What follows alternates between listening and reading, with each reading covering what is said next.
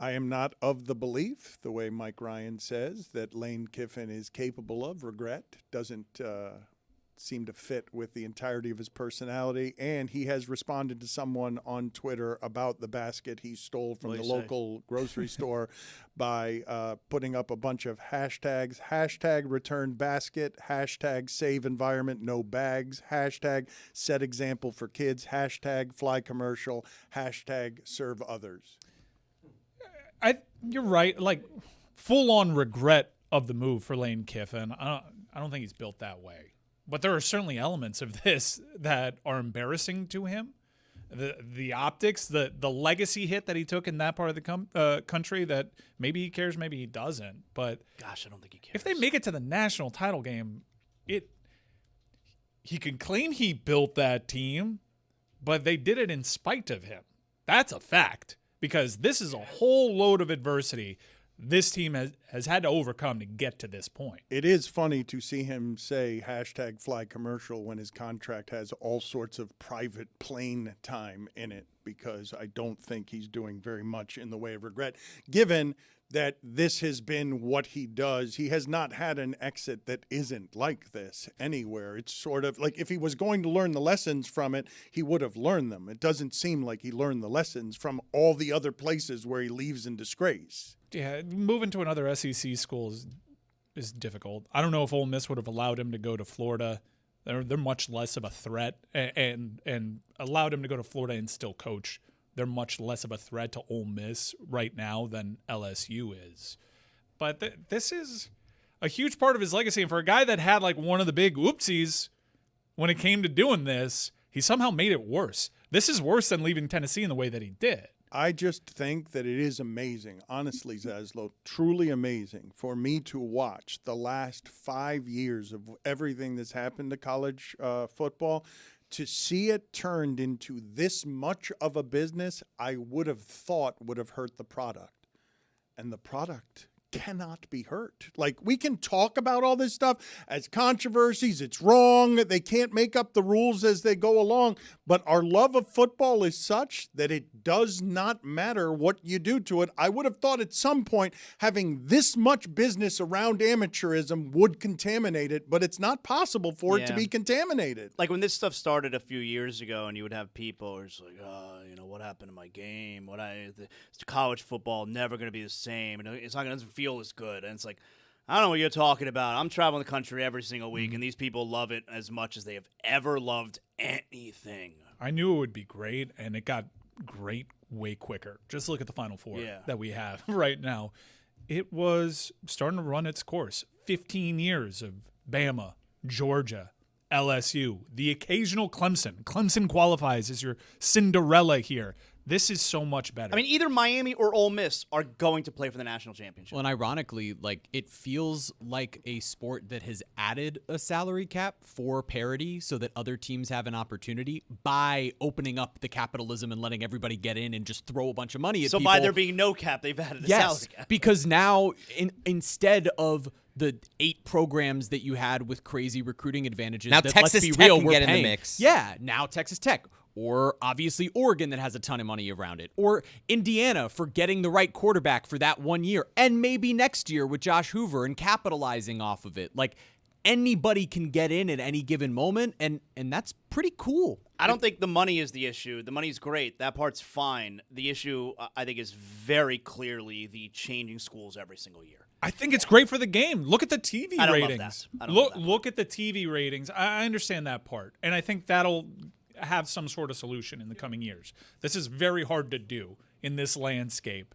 The playoff teams are changing, the amount of teams that are allowed in the tournament, the rules are changing every year. Hell, we got European professional basketball players now playing in the United States. We got guys that got drafted. Like, all of this is really hard to navigate, and it'll settle in a little bit, but this is actually making college football even bigger. The numbers bear it out. More teams, more regions across the country having an opportunity to get in the game has grown the sport, a sport that ESPN only knew how to market this one way, SEC. And now we see, look at what we've been keeping from ourselves. Well, and think about it. Most schools have at least some wealthy fans. And now those wealthy fans can have a say. Well, and now you have coaches just begging those wealthy fans to give them money. Listen to Arizona State coach Kenny Dillingham talking about, please, someone write me a check. We need to find one of these really rich people in this city to step up and stroke a check, and I'll do everything I can to make you the most famous person in the city, right? That's really what we need. We need one person. We live in Phoenix, Arizona. You're telling me there's not one person who could stroke a $20 million check right now? There is somebody out here who can. There's somebody who can. There's somebody. And, like, other people are going to sacrifice to be here. Somebody step up and be that dude to say, holy cow, what completely changed it? This person. There's somebody out there that's going to listen to this, that's going to get it forwarded it. If you know somebody who can do it, forward this message to somebody. Somebody can step up and completely take this place from the direction it's going to holy cow. Leadership or begging? That is crazy, though, that this is what it's come to. And there probably is a guy in Arizona like, I could do that. Or a woman. No, not to Kenny. Not likely. He's pretty solely focused on it being a dude. Dudes. Yeah. Holy cow. As he should. It's kind of amazing when you think about it that financially, college sports are allowed to do things that pro sports are not allowed to do. You say it's amazing. It's dumb because, as I've said for a long time, please allow all of these rich people to compete against each other for money, begging for a quarterback instead of a donor, begging to pay a quarterback because of. Imagine what Stephen Ross toward the end of his life. Stephen Ross, who was willing to trade 4 first-round picks for Joe Burrow, reportedly. Stephen Ross, who tried to get Tom Brady to come here and agitated Brian Flores as part of everything that was happening there. Imagine what Stephen Ross at the end of his life. Stephen Ross, career winner at everything except the thing that he's famous for. Such a good point. How much do you imagine he would pay at the end of his life to just be able to outbid somebody for a quarterback? You don't think Stephen Ross would call up the Cincinnati Bengals and say, hey, notoriously frugal franchise, I'm going to give you $500 million right now. You just give us Joe Burrow. You would definitely do that. He can do that at Michigan and has. He has done that. Did it at Michigan, yeah. And Michigan State. Didn't Michigan State have some sort of donor that was $400 million, $200 million of which had to go to the athletic program? Ishbia, right? Is that who it was? I think it was Ishbia.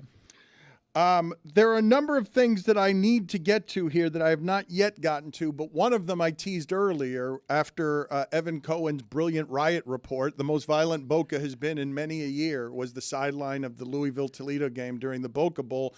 And I mentioned that Zaslow tried to steal that assignment from Evan Cohen without offering any particulars. So can you tell people what kind of thief you were? I went behind his back. I tried to steal that job. It's really simple. That's literally what happened. I mean, he had the job last year. On the call is like it's an ESPN radio like broadcast. The call is Chris Carlin and Freddie Coleman for the second consecutive year, and Evan Cohen last year and this year was their sideline reporter. And I decided I want that gig, and I figured Evan wouldn't want I don't know, he's gonna fly down and. It's not his gig. You're here. I'm here. You're 50 miles from there. I'm here. And I was like, you know what? Let's do something fun. You know what? What if me and Amber Wilson, we'll just do our shtick. We'll do the sidelines together. The two of us. We'll do something different. She and I will be the sideline reporter for the game. We're both here. We would both love to be part of a game broadcast. And I went and I asked people at ESPN. I was like, hey, I'd like that gig. I'd like to do that. Well, then I eventually text Evan. I was like, hey, man, are you doing the sidelines again? And he didn't necessarily appreciate the order of events there. Maybe I should have went to him first with the ask before I went to the other people. I decided rather than ask for permission, beg for forgiveness. That's my move. And ultimately, I did not get the gig, and Evan had the forgiveness. I don't know about that. I don't know. I haven't really Tough talked. to outstroke Evco. Yeah, I don't know. So I tried to get that gig. I tried, and it put Evan in a really weird spot too, because even if he didn't want to do it again, now he had to do it again because I was coming for the gig. So what is your relationship with Evan Cohen? Very good. Well, it used to be. Well, Like Mario and Ryan Day. Like, what are you supposed to say? And if you're Evan in that spot, and your bosses come to you and say, "Hey, you want this? You want this off? I got someone who's willing to." I'm gonna be like, "Get out of here." Well, I don't know how that conversation went, but ultimately it led to me being, shoot away. You do know how that conversation went. It was, Hey, do you want to not get paid? Yeah, it was me being shoot It away. was you being shoot away, and him doing riot reporting that Yeah. was exceptional, according to everyone except Greg Cote, who criticized the number of police officers. So I that tried. counted. I tried. I tried to get in there. It backfired. I want to ask you guys a question. I left the house this morning with my wife making an assessment of me that was both accurate and disturbing, okay? My wife bought tickets to a classical music performance that she was going to go to with her best friend, but her best friend had to bail on it. And I said to her, I'll go with you. I'm happy to go with you. And she doesn't trust me to not fall asleep during the classical music performance. So I put it on the poll at Le Batard Show. Can you be trusted to not fall asleep at the classical music performance? I just want to throw that out to the Would audience. have been a great content opportunity of your wife catching that on video. Well, I fell asleep on Broadway when we were in New York. I did fall asleep. I started. fell asleep Yeah, during a Broadway show? Not only did I fall asleep during a Broadway show, I fell asleep during Jon Stewart. I don't even remember what the name of the show was. It was the opening night of their Broadway show, and I fell asleep in Was that. it one of those sleeps where your head is falling forward and you're catching it? The You were doing the head bob? No, the Those head. are the No. best. So asleep. neck is- No, so asleep that the head didn't even bob forward to wake me up. I just fell asleep with my head back. This is also an important detail. Do you snore? I do snore, but not in this instance. I do. This instance, I wasn't so asleep, but she noticed that I was asleep. And then the show was over. Like, I barely saw any of it. It's not like I was just sleeping for a little bit. There was no head bobbing. It was just falling asleep. I arrived at the Christmas break on my hands and knees. Like, I was just simply exhausted and needed every bit of those 2 weeks off, no matter how much the audience didn't like that we were not on for a couple of Miami I agree with games. Mike that I enjoy the head bob.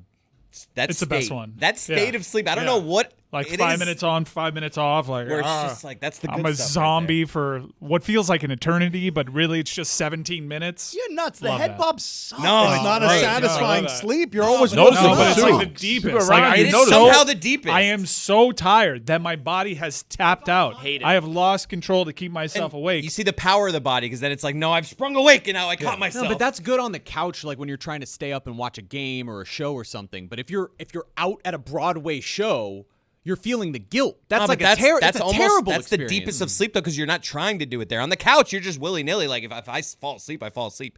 He's trying to stay awake there. That's the good stuff. Micro naps, the way that Doctor Strange does it, 5 minutes at a time. That's when we did the long stat of the day. That's how I slept for an entire night. When I was in school, the sleep where you think you're falling off a mountain. You guys didn't sleep in school when you were like in your desk and all of a sudden you're like it's like as if you fell from the It's sky. not a good sleep. Put it on the poll at Le Batard Show. Do you like the sleep where your head is nodding and then waking you up on its descent? It's kind of weird because I hate it, but I also kind of like it. I don't know how to It's describe like it. Joe Buck. Yeah. What? How is it? How is it like Joe Buck? I'll follow you, but just tell me how it is like Joe Buck. Because I can't decide how I feel. Some Really? days I like it. Some days I'm like, that's annoying. I like Joe Buck, for the record. Me too. I'm glad I didn't follow you down that path. Yeah. A couple of basketball stories that I wanted to get to. It does seem like Kevin Durant has a bit of a persecution complex because something that he said yesterday after beating the Phoenix Suns at the buzzer. There were a couple of games yesterday that were interesting. First of all, I have no way to explain to you and have not heard anyone who has a good explanation for why the Oklahoma City Thunder are losing by 30 at home to Charlotte. After starting the season, losing one time in 30 games, all of a sudden They're not going to win 80. they can't play basketball all of a sudden, and they lose by 30 to Charlotte at home. But after the game that Houston had yesterday, and Houston's a legitimate title contender, Houston made a good trade Houston was very close but not good enough last year, and trading for Kevin Durant, who's always going to be able to make that shot at the buzzer. He's going to be able to do that at 80 years old. Put it on the poll at Le Batard Show. Will Kevin Durant be able to make that shot at the buzzer at 80 years old? After the game, he had all this to say, and I was a bit surprised by it because even though some of the stuff in Phoenix could have been hurtful, I didn't know that he was carrying this sort of chip on his shoulder. Does it mean any more to you to be able to hit that one against your former guys? Most definitely. You know what I'm saying? A place that I didn't want to leave. And my first time being, I don't want to sound too dramatic, but I will, to be kicked out of a place, you know what I'm saying? And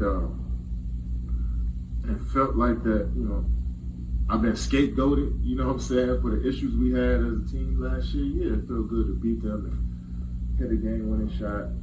But that's all it is. It's not just for the moment, you know. It's something tomorrow I won't even think about, you know. So it was a fun game. Like I said, of course, yeah, I felt you play with a little chip on your shoulder against your former team, especially when they trade you.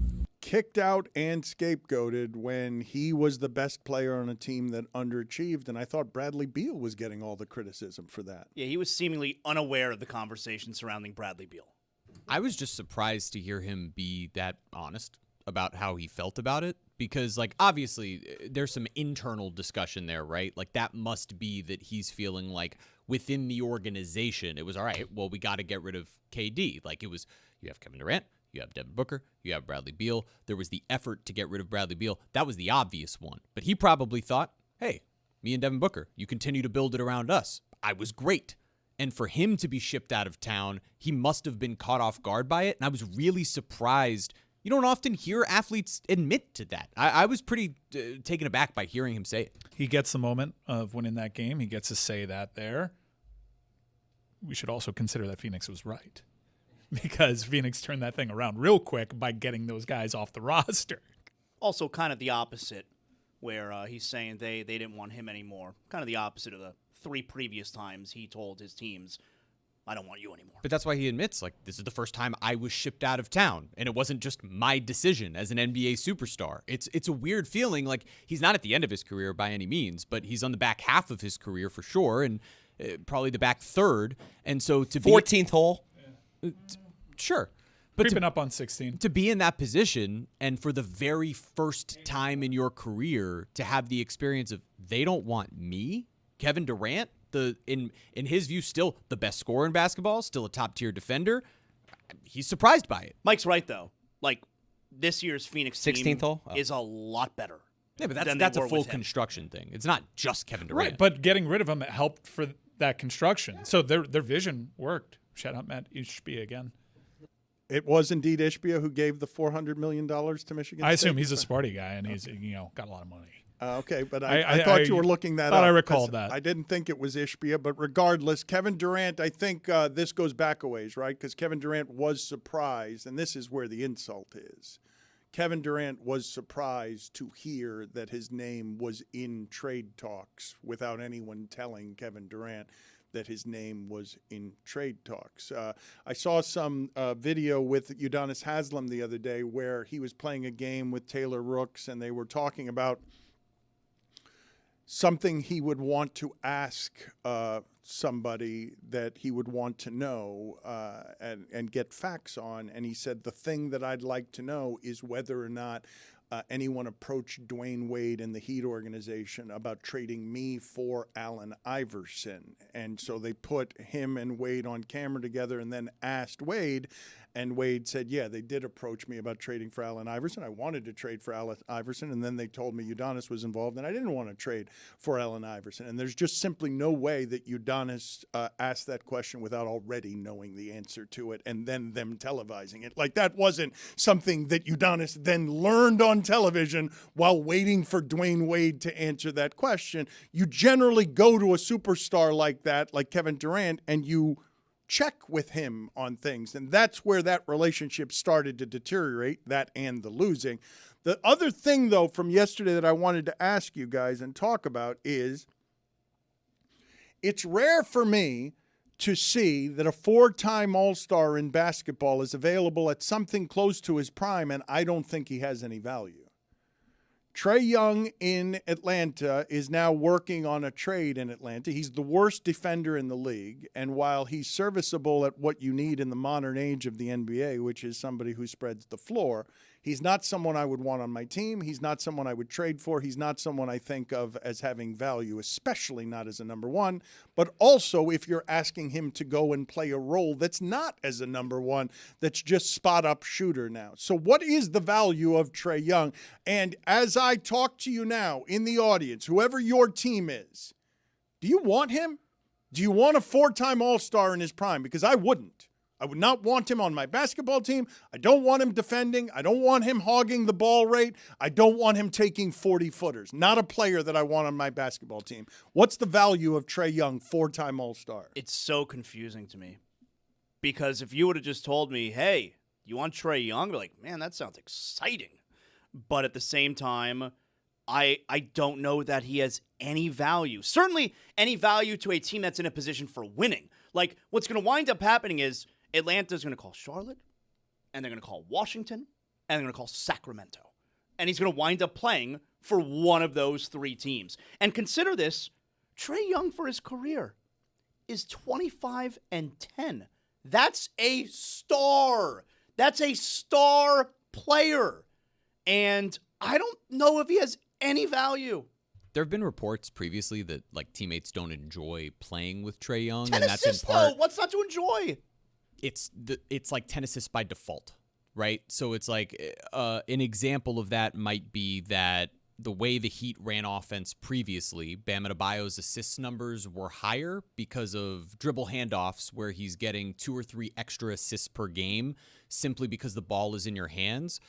For Trae Young, the ball is always in his hands. He's making every single decision, and sometimes that's shooting a 3 from the logo 4 seconds into the shot clock when other guys are already going. At the same time, like, this is a talented player who's at 25-10, and Bobby Marks just put out an article about an hour ago where he was sort of hypothesizing where he could go and what those moves could look like. Where's he sending him? And there's the Wizards, which has been reported by Mark Stein. That's a place where he could go. Like, he's a lock. But to go to one of those 3 another teams I spot mentioned. that he mentioned, though, like if you're looking to just shake things up, Milwaukee, where they could just send contracts A and desperate maybe team. a desperate team. But I don't think that you're going to see, more likely than not, Trae Young traded to a place where it's like, all right, cool, this puts us over the top to be a championship contender, or that it's a team that decides to truly build around him. Washington may be looking at this in the way that teams like Oklahoma City did previously. Hey, attach something to Trae Young. Give us a pick or two to give us an asset with him, with his contract for next year, so we could see, hey, is he worth keeping around? Can he turn it around with us? Or do you then just let him expire or trade him as an expiring contract next year? It's so surprising the rapid deterioration of that value. Exciting player who has been money in the playoffs. Like a guy who could win you playoff games in the prime of his career. And I don't think any good teams That want lack of defense is a huge No, the issue. league's different. He is the worst defender in the entire league. And what Zaslow said that is so true, put it on the poll, please, Juju, at Le Batard Show. Are Charlotte, Sacramento, and Washington rest stop bathrooms? The rest stop bathroom makes you sad, right? Have you any of you ever Port St. been Lucie's nice. in a highway rest stop bathroom that is not profoundly sad? This is the place where Jordan Poole and Trae Young go to waste their careers. The rest of it, Washington, Sacramento, Charlotte. Are you doing truck stop? Fort Pierce, my preferred Are you doing spot. truck stop or like modern rest area with like the food Yeah, court? like 95 or the Turnpike. The truck stops are nice. They're these Turnpike. big brands. They're built for people to come in and shower. Turnpike's getting better. I'm doing the bathroom area Specifically. No matter what. of rest stops on the Turnpike. Oh, see, it's not so bad. I disagree. They're getting with better. you. Alligator Alley. Have you done that drive That's for a bad. while? It's all these prefab construction. Oh my It's God. really Fort delightful. Drum, Dan. Have you been to Fort Drum? Everything is taupe. Put it on the poll at Le Batard Show. Is everything taupe in the rest stop bathroom. Hands free. Zaslow, how do you feel? I believe Elle Duncan not only has done her final Sports Center, it was very emotional, but Elle Duncan is getting her life back with a Netflix job that allows her to not work the way that people make you work in Bristol, Connecticut, where you have to work 700 of the 365 days there are in a year. And she is hosting one of these gimmick shows as Netflix makes its way into, I guess, I don't even know what. Live sports. But this is climbing a skyscraper. Is that live sports? That's what we're saying is live It's a sports? live event host.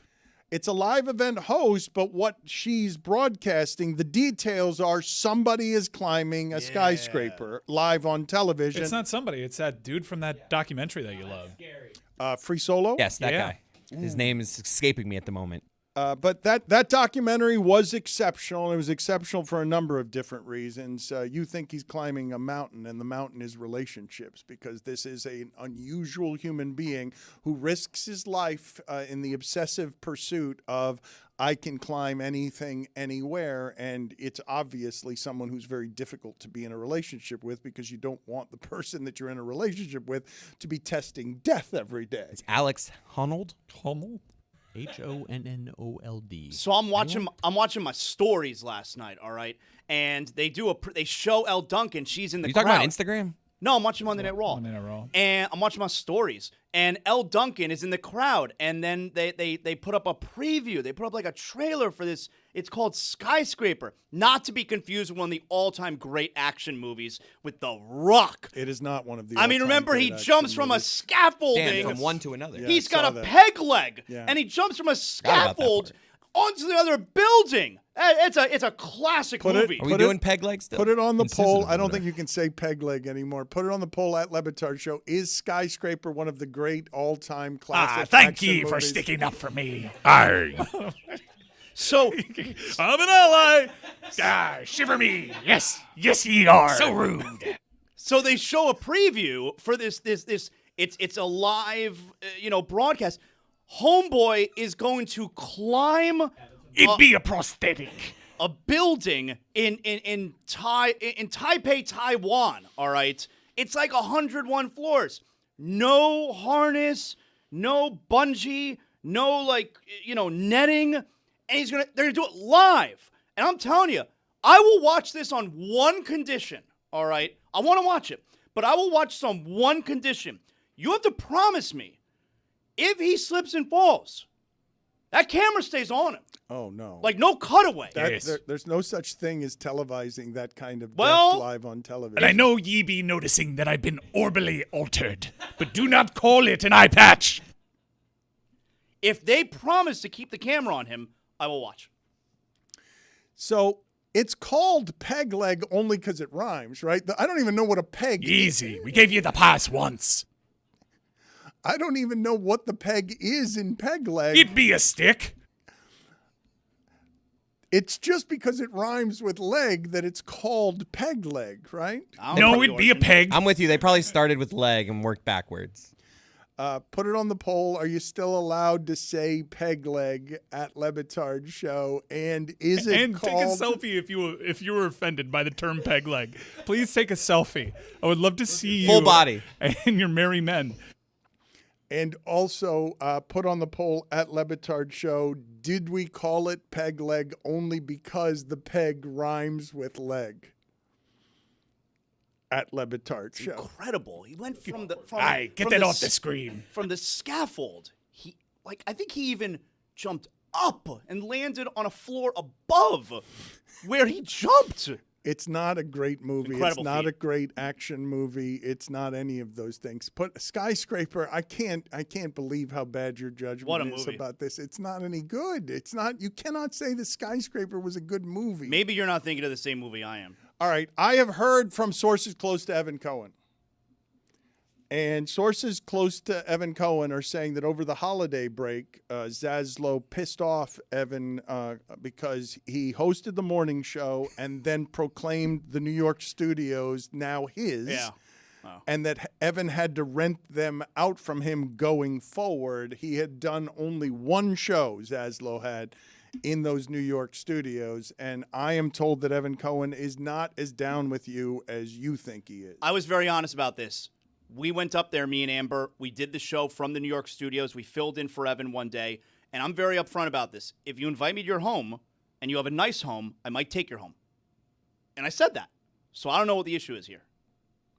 I think you've got a problem with somebody who you have come up the same sort of work chain as him, and you're competing for some of the same things as rising stars at ESPN Radio. He doesn't have suites on the road. He doesn't fly first class, and you guys are competing. There's a friendly competition between friends. Mike, why are you looking at him this way? He's doing all right.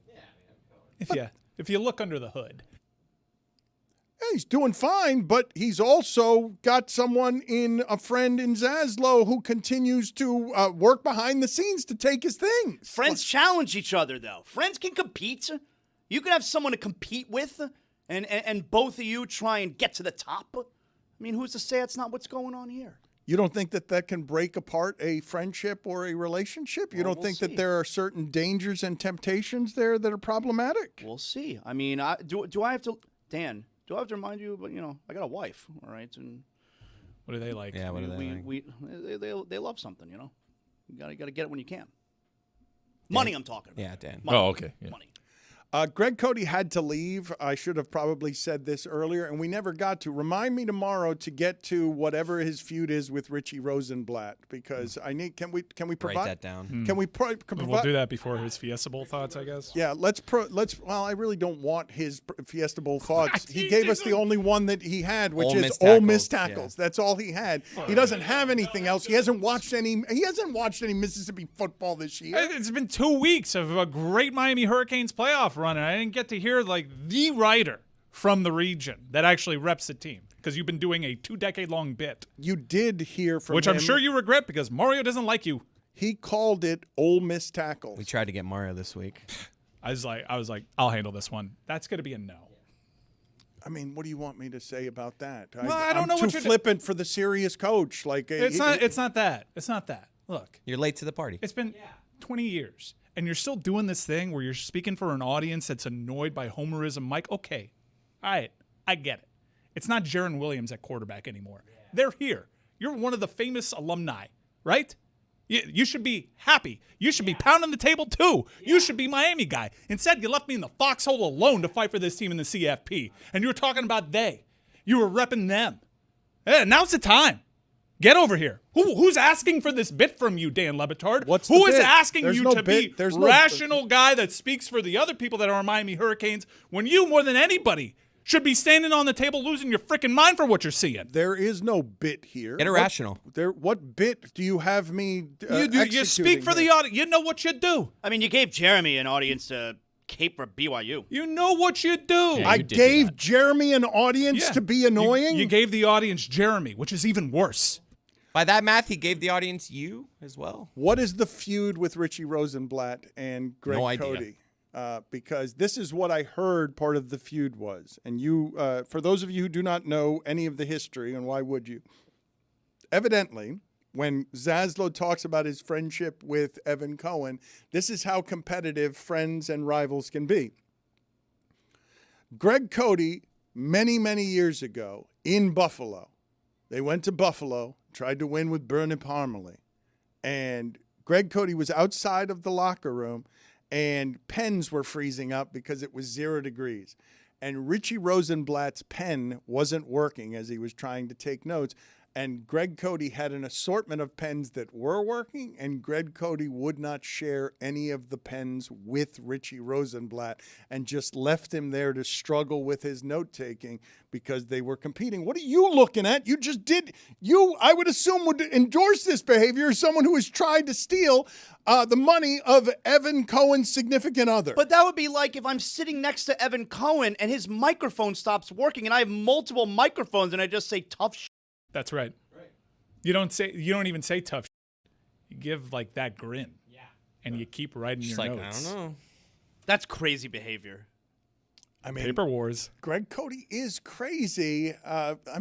Greg Cote just made 49th on his list of catchphrases What is the click click song? Where's my click click? A phrase that you've only heard if you've been in his car. In his car. That's correct. There's my click click. I can't imagine how bad this list is. If he doesn't What do you have mean? Bad? How bad? Came out more. the gates on fire. Fuller than Vern Fuller. I mean, that could have been higher.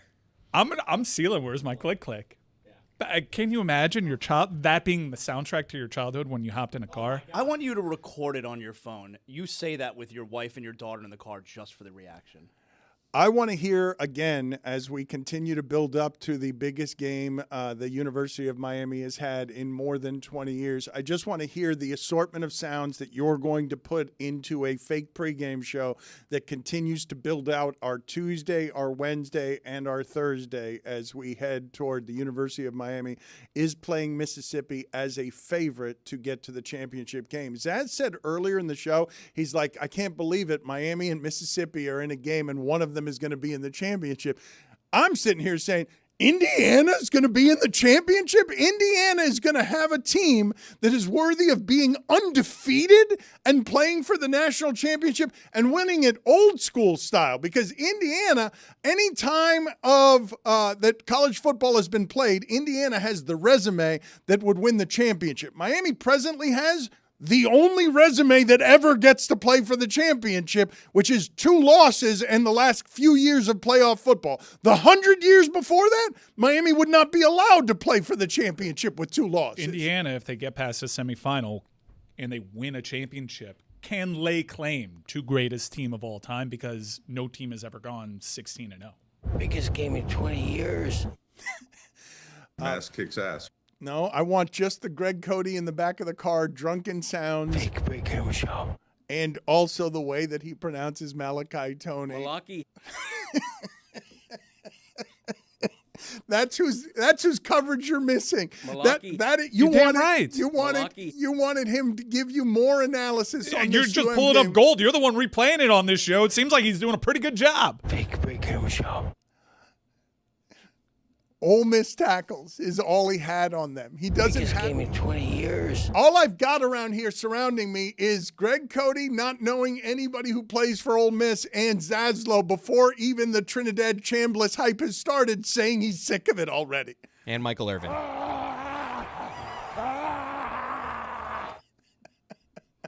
We're here. They've met the moment. Dan Le Batard hasn't. Michael Irvin, Greg Cote certainly has. I want a fake pregame show intro tomorrow that has all of this garbage in it. Yes. What's so hard about For that? 4 days straight. Yes. Biggest game in 20 years. Make me a fake pregame show intro that I have tomorrow during the local hour that has all of Michael Irvin's sounds. Yes. Happy New Year, everybody. 2026 is already getting off to an incredible start because you want to know how I rang in the new year? It was with a bunch of friends in a Dallas hotel lobby bar ordering a bunch of Miller Lights because that's how you do it. That's how you make special memories. Miller Lite has been by my side at many special football memories this year, and hopefully we get to write a few more memories with Miller Lite. Some of my most legendary moments have started that exact same way. A buddy's house, a lobby bar, a game, no big plan. And then you crack open a Miller Lite, you take a sip, and you look around, and you immediately recognize that you made the right call. You're locked into the game, the conversation, the moment, not thinking about what you're drinking. Miller Lite just fits. Clean finish, refreshing, brewed for taste with simple ingredients like malted barley. And at 96 calories and 3.2 carbs per 12 ounces, it never weighs you down. Legendary moments start with Miller Lite. Great taste, 96 calories. Go to MillerLite.com/Dan to find delivery options near you. Or you can pick up some Miller Lite pretty much anywhere they sell beer. It's Miller time. Celebrate responsibly. Miller Brewing Company, Milwaukee, Wisconsin, 96 calories and 3.2 carbs per 12 ounces. Going to update the polls here with Juju in a second. Going to have a stat of the day. Got a new top 5 list for you as well. But Juju, what were your thoughts on Snoop Dogg's color commentary during Steve Kerr going crazy on the refs during last night's Clippers-Warriors game? Inglewood, you feel me? Come on, man. Snoop Dogg is a perfect example of a role model for us, you dig? The other side of the train tracks. He make it possible. This is exactly what I aspire to be. Like, I never could really put my finger on what I want to be in life, and I feel like Snoop Dogg embodies it, bro. He got his fingers in everything, you dig? Hey, yo, but at the same time, man, Snoop Dogg, role model, I salute you, big brother. Steve banging Inglewood right now. Inglewood, Inglewood. There have not been a lot of careers like that one in the history of American pop culture. What is the top 5 list you got for us today, Juju? Man, over the weekend I was traveling and I saw something crazy as hell. They had a smart wine pourer at an event I was at. And I'm like, come on, bro. Well, why are we making everything smart? So I made a top 5 list of things that I don't think should be smart at all. So explain to me the smart wine pourer. What was happening there? Right. I did not understand it. So I went to my phone and said, no, top 5 things that shouldn't make that list. And then here we are on Tuesday. I have one that I hope makes the list. I'll reveal it after because I don't want to ruin it in case Juju has it, but I have something here that is great. All right. Well, why don't you just give it to us, and then Juju will tell us whether it's 5, 4, 3, 2, or 1, and then we'll make it a top 4 list. Oh, wow, fun. I like it. Okay, we have it here. It's the trash can with the wave thing to get the thing to come up. It's like we were fine with just the foot pedal thing pops up, goes right back down. Now you have me in front of a trash can doing this Totally motion, with you. and then it doesn't go up, so then I have to get in and like actually lift it. So now defeating the entire Totally purpose. with you. It's just the foot pedal was good enough. That's all we need. Sorry if it's on there, Juju. Nah, it's not. It's actually not on there. You feel me? I like that though. It should have been on there. But number 5, the smart fork. Bruh, it exists, bruh. Google it. It doesn't make no sense. I don't need my fork to be smart. Just jab and scoop. Jab and scoop. Put those things on the poll, please. Do you need your fork to be smart? And also, did you prefer the foot pedal garbage can to the electronic garbage can? Number 4.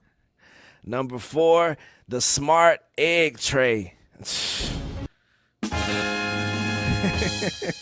Come on, man. It comes with Wi-Fi and a chip that you can get in there to let you know when you're low on eggs.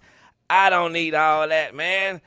I can see One the of my eggs low. favorite things around here is when you play the wrong sound and I see behind you Mike Ryan just burst out laughing, and then Where'd Guillermo's epic sound come from? number 3.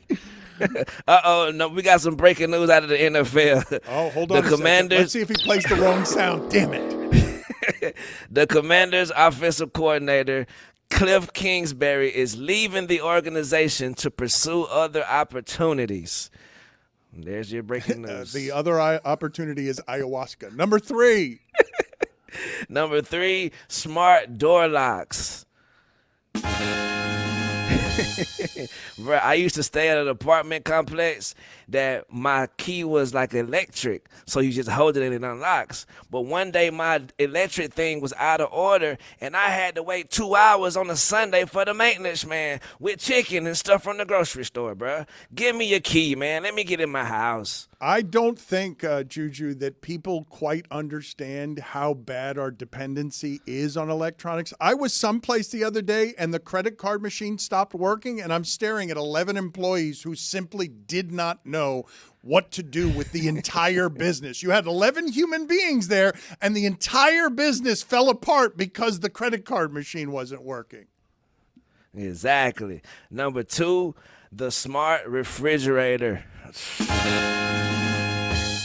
Come on, man. Just close and get cold. Close and get cold. I don't need no stock tips. I don't care what the weather is in Miami. Close and get cold. Put it on the poll at LeBatard Show. Do you need anything from your fridge Need other stock than tips from close and get They have cold? advertisements on them now. Score updates. Right.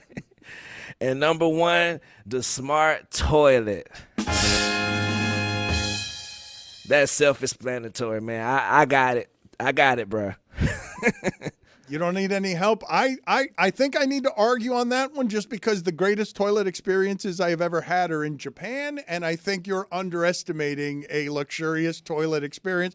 But it's Juju's list. I can make my own on my own time. Thank you for that. Do you have a stat of the day today? Do we have a stat of the day? Oh, yes, sir, brother, I do. All right. Well, give me the long version of the intro, please. Long version. Start of the day, start of the day. It is the start of the day.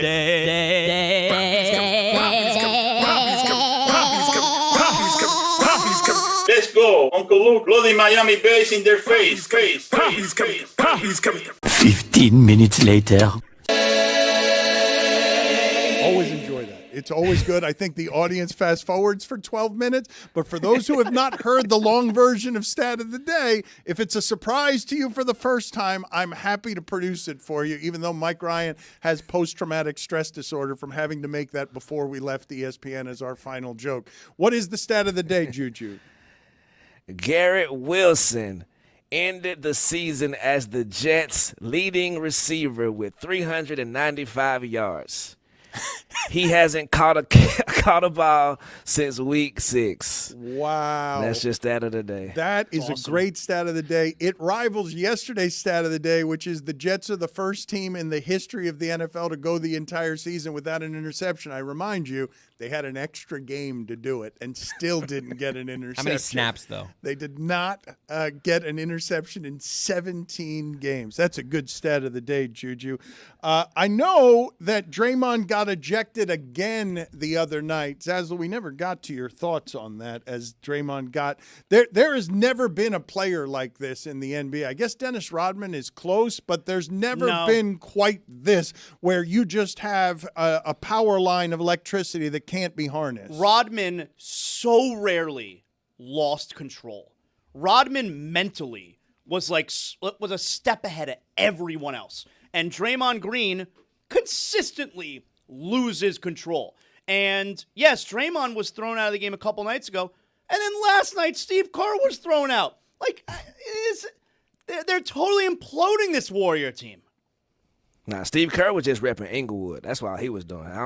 He ain't do nothing wrong. What are your thoughts on the Draymond situation, Juju? Oh yeah, I mean, I think Draymond definitely has a lot of work to do. He has more work to do than he will admit. I feel like I'm a perfect example. Once I started to admit to myself that, you know what, I could be a better person, I could be a better human, then I actually start growing. I think Draymond think he's so together and think he got it so under control that he ain't willing to listen to nobody. He call himself the new media and be doing the same stuff the other folks be doing. Did you see the clip of him commenting on Jordan Poole during the fight with Jose Alvarez?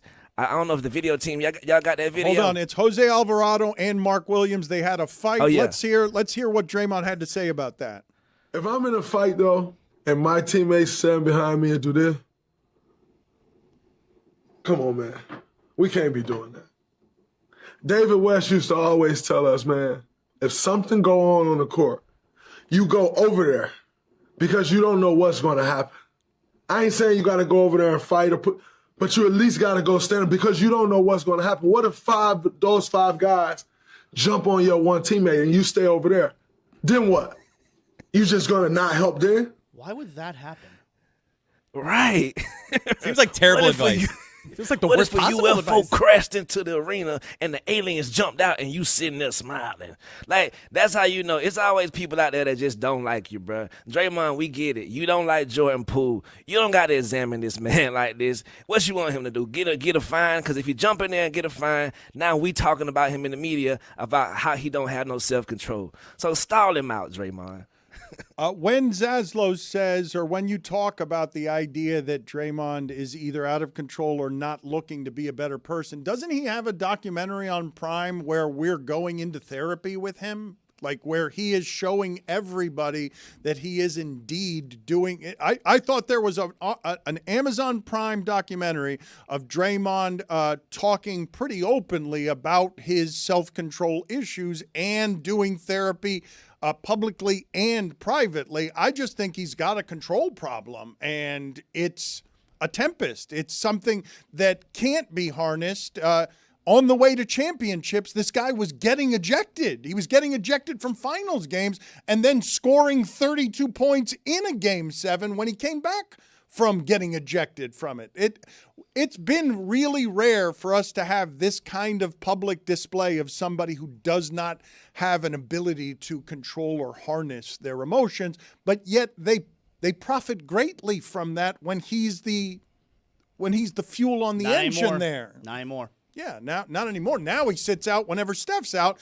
You can tell which game Steph is sitting because Draymond is out of the game before this. What a great gig Draymond has at the end of his career, where he only plays if Steph is playing. There is a documentary called The Sessions that debuted in 2022. It was advertised as a miniseries, but there's one episode.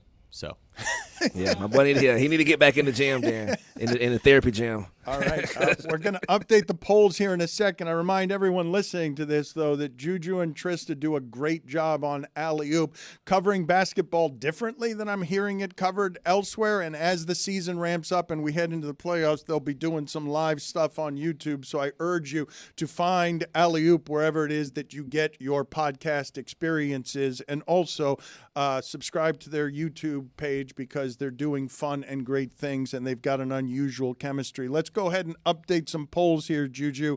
At Le Batard Show, what do we have today? Yes, sir. Is Turd Cartwheel a great name for a defensive coordinator?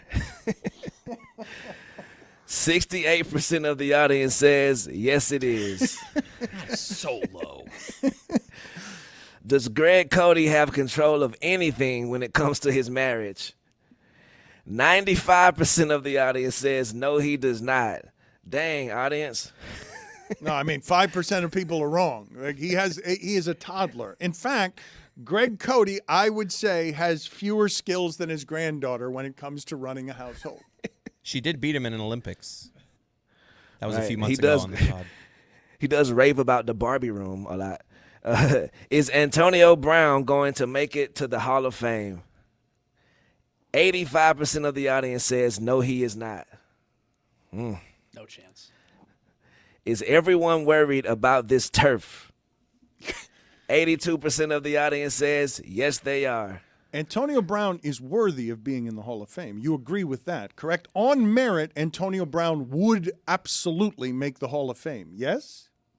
How many of those years did he have? Like 4 or 5? So you're saying no? I don't know if that's enough. It's hard getting in as a wide receiver in that sport. It is. So you don't think he has the numbers to get into the Hall of Fame? I don't think he has the Yes. longevity necessarily. Who are the greatest who haven't gotten in at wide receiver? We have the Marx Reggie brothers. Wayne. We did Andre Reed. Did Andre Reed get into the Hall of Fame? I think so, yeah. Might have finally gotten in, yeah. Okay. Reggie Wayne, Torrey Holt. It is hard, but Antonio Brown, I thought, had a 3-year run of being the best receiver in the game, and if you're that, I'm thinking that you always get into the Hall of Fame. But what else do we have there, Juju? Is it stealing to take the basket home from the grocery store like Lane Kiffin did? 92% of the audience says yes, it is stealing. Yeah, it is. You can get electrocuted for that. Right. Speaking of Lane Kiffin, Kawan Lacey decided to return back to Ole Miss, the running back. So things ain't going like you thought it would. What would you use that basket for at home? He wasn't taking it home to use it. He was taking it home because he didn't want to do it the correct way and not Save steal. nature. Yeah, that's what he was doing. Laundry, maybe? Environmentalist. At Le Batard Show, what else we got, Juju? Will Kevin Durant be able to make that shot at the buzzer at 80 years old? 82% of the audience says yes, he will. Yeah. Is it fair to expect you to stay awake at a classical music concert? Wait a minute. That's not the question. The question is, can you be trusted to stay awake? Because that's what I was offended by as I left the house, even though I know it's true and I cannot be trusted regardless. What's the answer? I ain't gonna lie, big bro. You start firing them from the hip around the end of the show. It was pole after pole. I'm trying to keep up with you. That's on me. 60% of the audience said, no, it's not unfair to expect them to go to sleep. 60% of the folks. Do you like the sleep where you're trying to stay awake but can't, and your head keeps falling and it keeps waking you back up? Nobody likes that sleep. I can't believe that Chris and Mike are arguing on behalf of that sleep. 58% of the audience says no, they don't. Like, that's it? There are people out there, you know what kind of sleep I'd love to get right now? The kind where my head bobs. Mike, what are you mad at on the television right now? What are you looking at that isn't our show that's pissing you off that's on your television screen right now? There's a lower third that says, big deal, there are no traditional powerhouses in CFP. What? Back here, he just went, all right, and crossed his arms. Honestly, who watches this shit for college football news? Like that is the biggest problem. The biggest thing standing in college football's way is that this show covers it occasionally. Last poll, is Skyscraper one of the greatest of all time action movies? It's an asinine thing for Zaslow to say. Damn. Was hoping for the Not- top poll. 91% of the audience says no, and those are your polls. See you later, Juju. Talk to you tomorrow.